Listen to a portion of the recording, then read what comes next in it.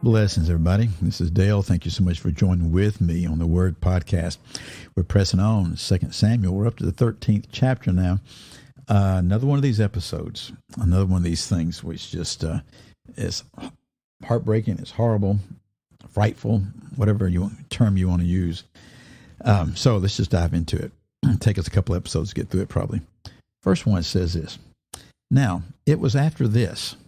Okay, after the things we've been looking at, right? It was after this that Absalom, the son of David, had a beautiful sister whose name was Tamar. And Amnon, the son of David, loved her.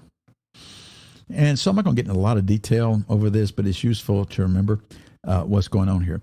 Amnon was the oldest son of David. Okay, and we saw this originally. Where was it? In 2 Samuel, the third chapter. Sons were born to David. Remember that at Hebron, his firstborn was Amnon. Remember that? Then it went through a list of which sons were born. The second was Chileab by Abigail. The third was Absalom by the son of Micah, the daughter. Yeah. And so, the son of Micah, the daughter. And so Absalom was the third son. Amnon was the first son. And they had a sister. And the sister was the sister to Absalom. So it comes about after this, Absalom, the son of David, he had a beautiful sister whose name was Tamar. And Tamar means palm tree. And Amnon, the son of David, loved her. Okay, verse 2.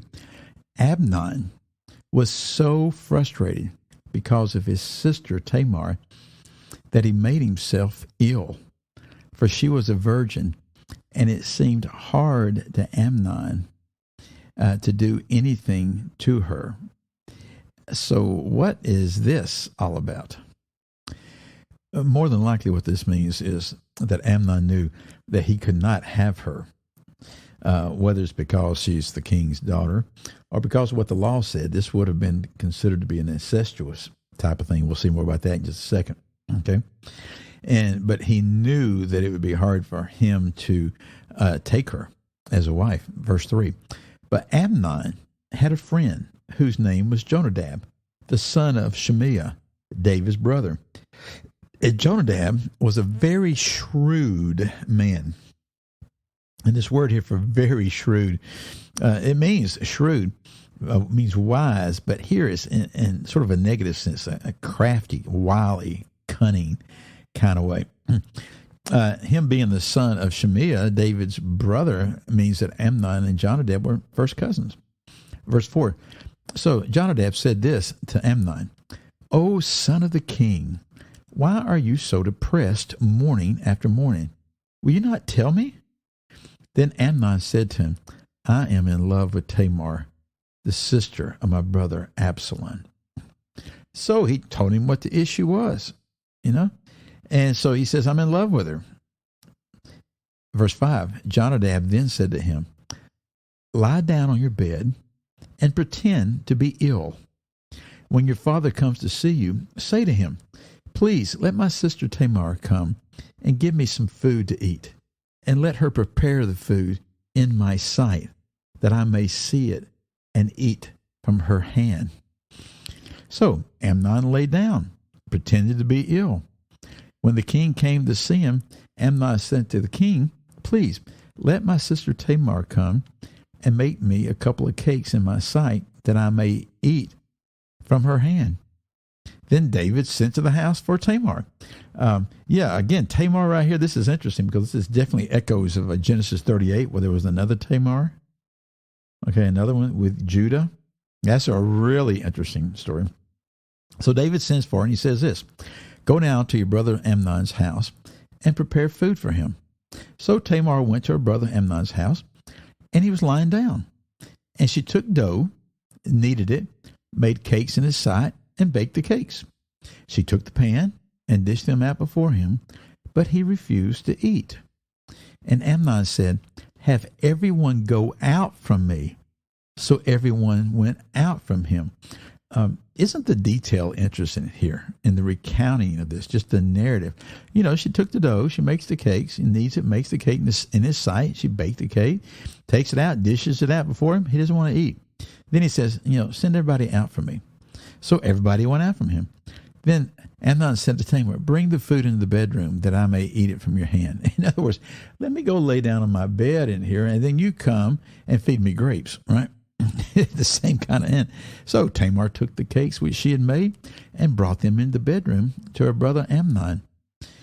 When she brought them in to him to eat, he took hold of her and said to her, come, lie with me, my sister. He just cut to the chase. You can see what his heart is. You can see what his motivation is.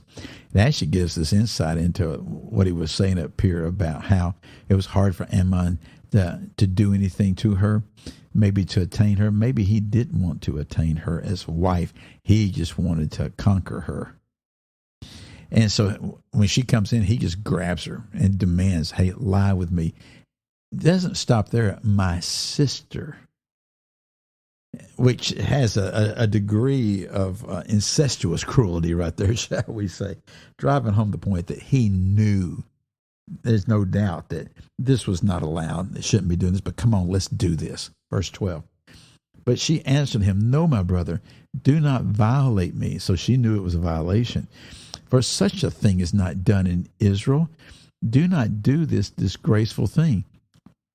Well, what's such a thing? Well, to start with, you didn't violate a woman. Okay? You didn't take them against their will. How do we know it's against her will? The first thing she said was no. Then she says, no, my brother. He came at her, my sister. She says, my brother. Don't do this. Don't do this. This is not done in Israel. This is a disgraceful thing. And then she says this, verse 13, as for me, where can I get rid of my reproach? That this kind of reproach will be with me the rest of my life. I can't get rid of it. Don't do this. But then she said, as for you, if you do this, you'll be like one of the fools in Israel. Don't do this. You'll be like one of the disgraceful ones. Don't do this. Then she says this, now, therefore, please speak to the king, for he will not withhold me from you. Well, that's interesting. Is she saying, yeah, I find you attractive too. I find you cute too. And, if you do this the right way, we can do this. And, I can be your wife and I can do this. Or, which, sometimes I'm inclined to think that. I'm less inclined to think that now. Because, you think it through. This was a kind of relationship that's not allowed by the law. Okay?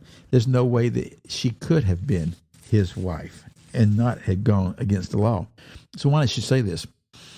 I think she's just biding her time. She's trying to get out of this, and she's saying something to make him think. Maybe if you go ask the king, he's not going to withhold me from you. That's what he'd been thinking before, that he couldn't attain her. Verse 14. However, he would not listen to her. Since he was stronger than she, he violated her and lay with her. And then listen to this last verse for today, verse 15.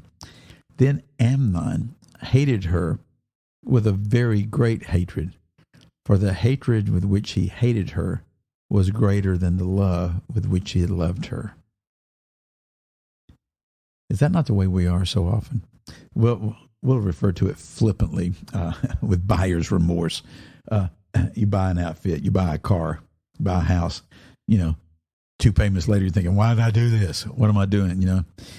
But here, this is even more intense. He loved her, loved her, loved her. He really lusted after her.